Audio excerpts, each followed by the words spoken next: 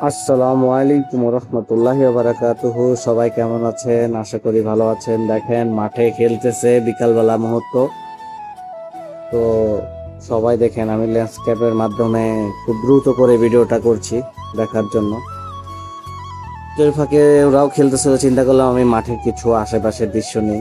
এখানে আমাদের কোয়ার্টারের বাচ্চারা খেলাধুলা করতেছিল, আমার ছেলেও আছিল এখানে। এর ফাঁকে আমিও আশেপাশে আরো ভিউ গুলা নিলাম, দেখলাম যে এক ঝাঁক কাক কয়েকটা টিয়া টিয়া পাখিকে খুব তাড়া করতেছিল।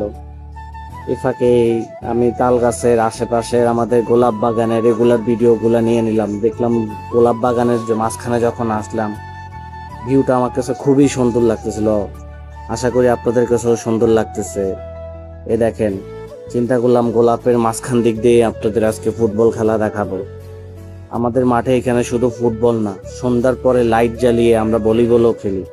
এবং যখন শীতকাল আসে, যেমন সামনেই শীতকাল, আপনারা দেখতে পাবেন ইনশাল্লাহ আমরা ব্যাডমিন্টনও খেলবো এখানে রাত 12টা 1টা পর্যন্ত। এক এক ব্যাচের পর এক ব্যাচ খেলতেই থাকে, এক এক টিমের পর এক এক টিম খেলতেই থাকে।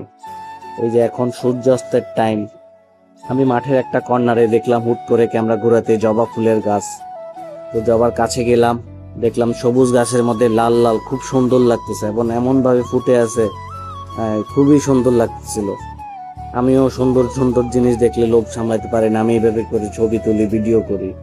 তাই আপনাদেরকেও দেখাচ্ছি। মাঠের এক কোণা দিয়ে পুরো আকাশটা অন্ধকার হয়ে নেমে আসছিল, সূর্যটা পুরো অস্তই যাচ্ছিল। তাই নাফকে আমার ছেলেকে ডাক দিয়ে বললাম চলো বাসায় যাই, ও এখানে দুষ্টামি করতেছিল। তো আশা করি সবাই আমাদের বিএমএম এ ভিডিও দেখবেন, আশা করি আরো নতুন নতুন ভিডিও দেখবেন। ভালো থাকবেন, সুস্থ থাকবেন, আর সবাই বেশি বেশি করে আমার জন্য দোয়া করবেন।